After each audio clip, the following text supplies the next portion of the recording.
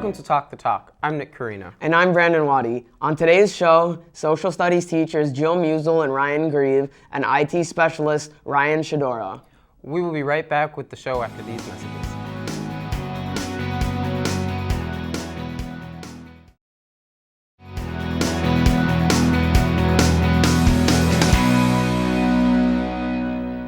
Welcome back to Talk the Talk. With us right now is Miss Musil. Thanks for coming on the show with us. Oh, thank you for having me. Pleasure to be here. How are you? Great. How about you? All right, so we were going to talk about what it's like, things you like hobbies and sports. What are some hobbies you like?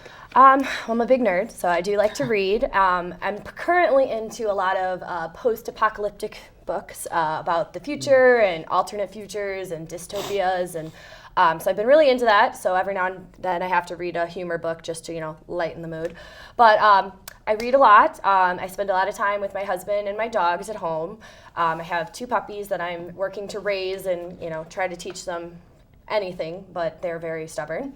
Of course, I like to go out with my friends, just like you guys. Teachers have lives too. I like to watch funny movies, funny TV shows, basically anything to make me laugh after, a fun day of being with you guys, but also a stressful day. So, I'm not too interesting of a person, don't do too much, but those are some of the things that I do enjoy doing. Let's start with books. What are some of the books that you said you like to read? Post-apocalyptic or dystopias, which is meaning that the future, it's an alternate future, there's something has happened. So some of the books I've read are World War Z, which if you've seen the movie, it's nothing like the book. The book is actually a lot more in-depth and is almost nothing like the movie. Yeah, it was a really good movie, so I'm imagining the book is amazing. The book was really great. It's different accounts of different people in the zombie apocalypse and how they dealt with it and the different tactics they used and then the aftermath, etc. Currently, I'm reading a book called The End Is Nigh, as in near, N-I-G-H, and it is a collection of short stories about dealing with the impending apocalypse, but they're all different impending apocalypse stories. So, for example, one of the stories is about an electromagnetic pulse being let off in the ozone, or not the ozone, but the atmosphere, which disables all electronic devices. There's one that's about a plague. There's one that's about aliens. It's a whole range. So it's all about these impending apocalypse. And then it's actually a 3-part series. There's The End Is Nigh, The End Is Now, and then The End Has Come. And so The End Has Come is not out yet. The End Is Now talks about people, their experiences during the crisis, and then obviously the last one will talk about rebuilding society. So I've read more than a few books like that, including one that I think you guys would like. It's called The Age of Miracles. It's more geared for young adult readers. And that book details the slowing of the Earth's turning on its axis, so its days become longer, nights become longer, and the consequences of that, of continue having days for weeks or nights for weeks, and how the world has to deal with that. So I don't know why, I don't know if it's like a morbid fascination / fear, but that's been my topic of interest lately. So yeah, what do you like to do with your friends outside of school? Well, we go to movies. We'll go out for dinner, catch up. Sometimes craft. Little things. Nothing. I'm not very creative. I'm not that good at crafts, but simple ones I can do. But for the most part, we just enjoy each other's companies. Because we don't get to hang out very often anymore. So we just catch up and have a good meal usually. I'm guessing that you like to watch movies that are about post-apocalyptic movies. Sometimes, yeah. I usually try to do more comedy movies. I don't have the attention span for movies anymore. I have to stick to TV shows because they're nice, 20-minute segments, and I don't have to put my full focus into it. And usually just from time, I don't have time to sit and watch a full movie. I, can watch an episode of a TV show and go to bed. That's basically how it goes. But I do like some of those movies. And recently with the Hunger Games trilogy coming out and movies of that such, Divergent's going to be coming out. Those are all post-apocalyptic or dystopian movies, so they correspond with the books that I like, yes. Yeah, which movies are very accurate or close to accurate with the book that you really I would like? say from what I've seen, I haven't seen Mockingjay Part 1 yet, but from Catching Fire and The Hunger Games, those are very close to the book, to the point where people who hadn't read the books were asking questions about the movies that you only knew the answers to because you had read the book. So I was actually very happy with both of those. I thought they did a pretty good job of accurately representing the book. But like I said, with World War Z, it's completely different and it's nothing like the book. So I actually didn't enjoy that one as much as I did the book. Yeah. Do you like to read the book first and then go watch the movie, or do you? Usually it just happens to be that way because I get interested. I hear about the book through people, through friends, through Kindle recommendations. And usually it happens that because it's such a popular book, it becomes a movie. So most likely I've already read the book and then I go see the movie. But I don't think I've ever done it the reverse way. I think I always read the book first. Would you recommend for people to do that, to read the book first and then later on watch the movie, or? Yes and no, because if you're like a Harry Potter fan, okay, for example, and you read the books, then you go watch the movie, there's a lot of times where you want to scream at the screen that, like, that's not accurate, that's not the way they did it, no, he said that, not she, and it can make you a little bit upset just because you feel like your favorite books are being tarnished by the films. But in the other sense, I would say people who don't enjoy reading but still want to be part of that culture and know about it, then absolutely, a movie is a good alternative for that. And also, when there's movies based on books that are kind of complicated, maybe books that you don't understand, even for school, it can be very advantageous to watch the movie first, just so you have a visual, you know what's happening.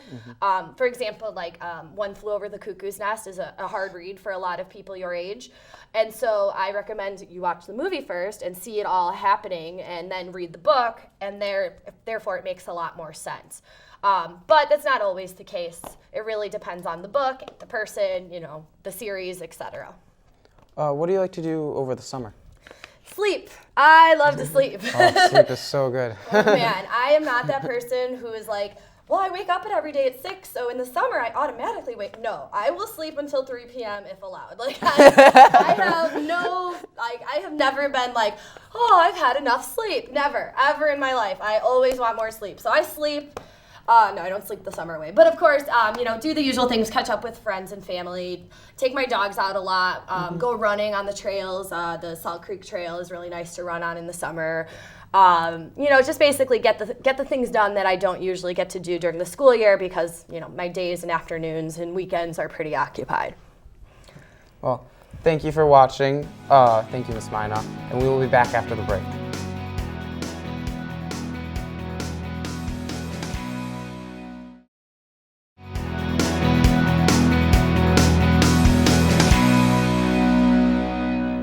Welcome back to Talk the Talk. With us right now, we have Mr. Grieve. Hi guys, how are you doing? Good, how are you? How about you? Doing great, thanks for having me. Appreciate it. We were going to talk about your hobbies. What do you like to do?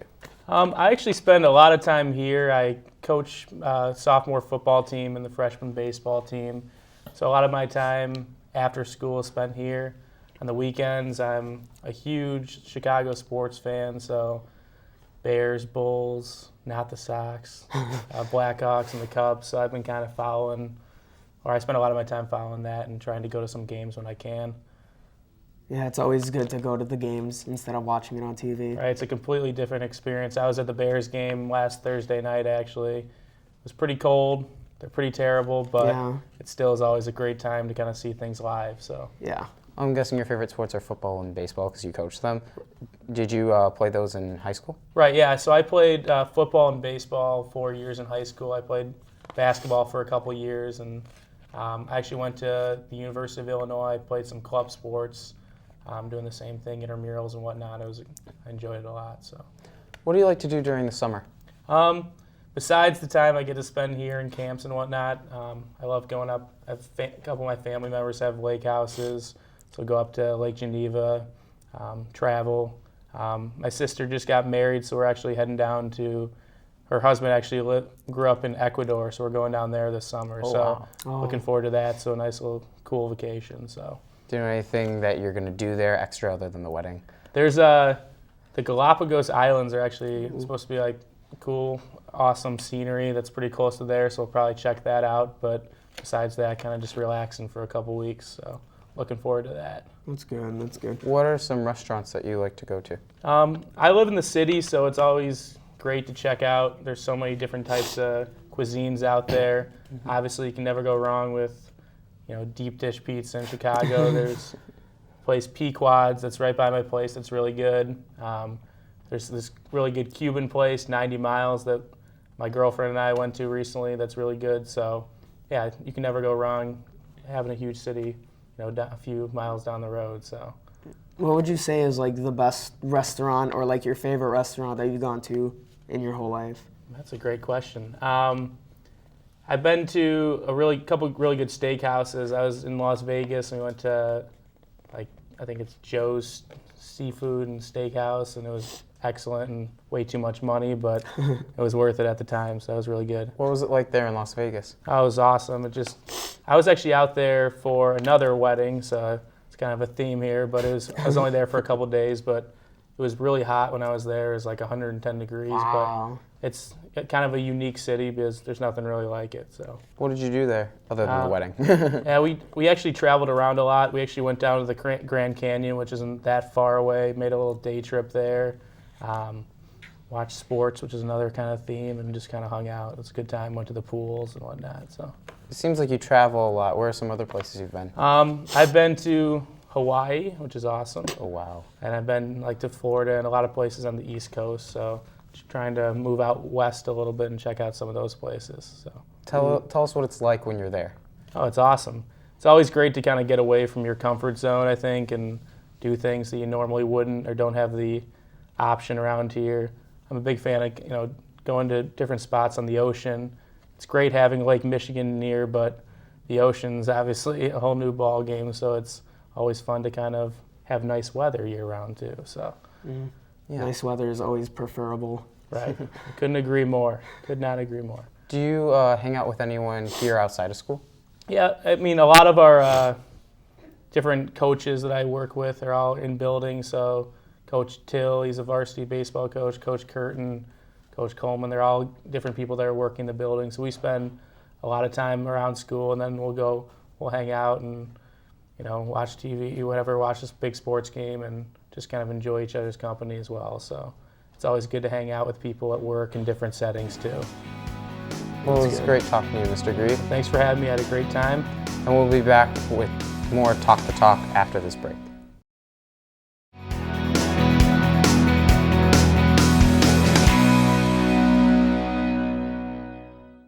Welcome back to Talk the Talk. With us right now is Ryan Chodora.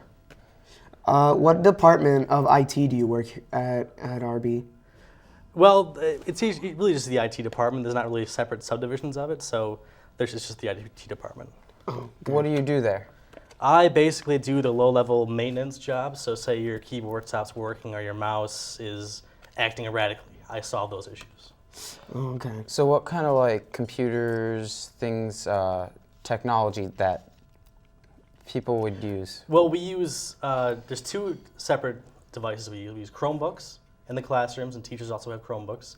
And we have Windows 7 PCs, which is in every classroom in all the labs. They both work with different purposes, in regards to the load you're putting on. If you're using Photoshop, you'll be using Windows 7 operating system. If it's just word processing or web browsing, you'll be on a Chromebook.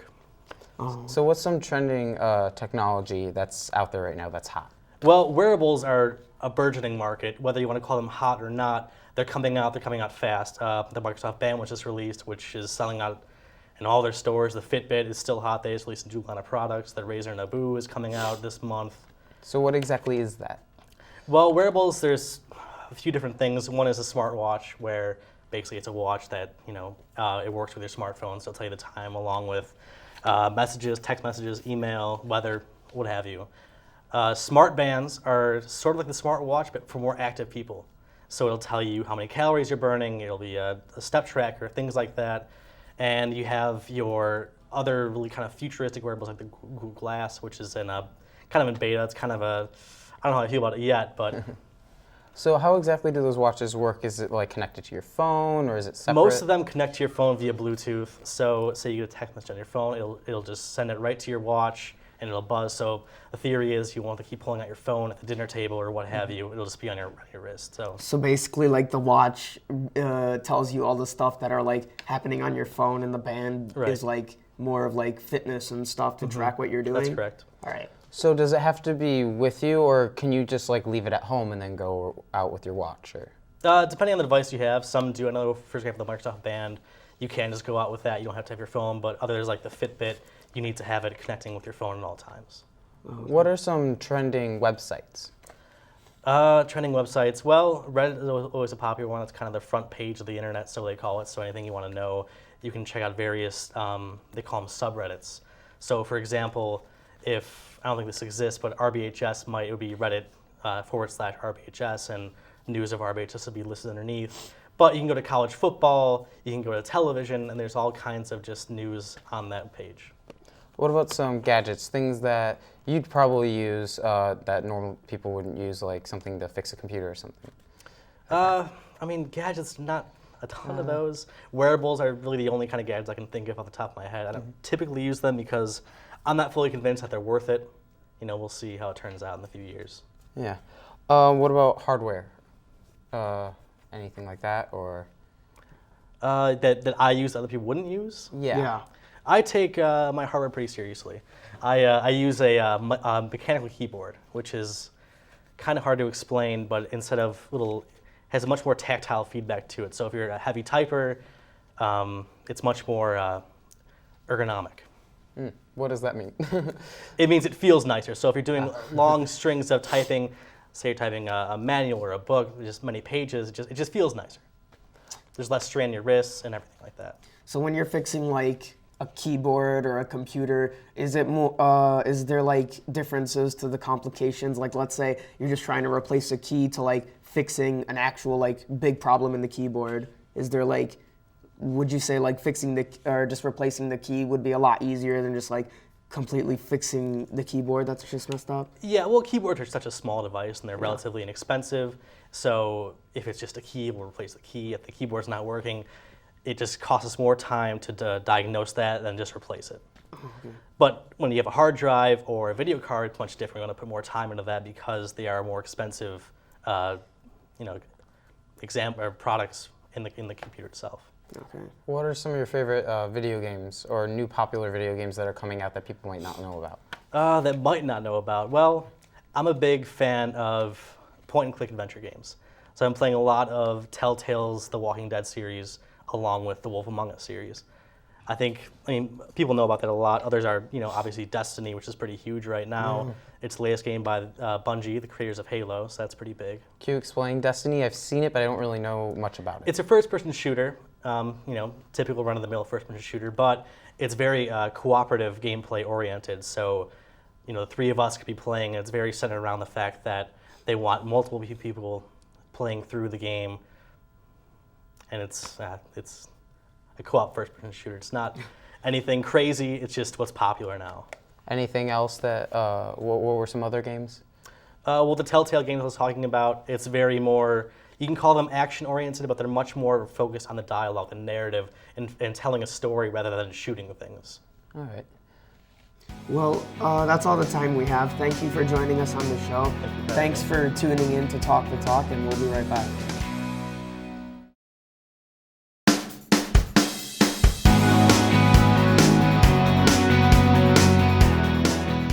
Welcome back. I want to thank all of the guests for coming on the show today. I'm Brandan Ouadi. I'm Nick Quarino. See you next time on Talk the Talk.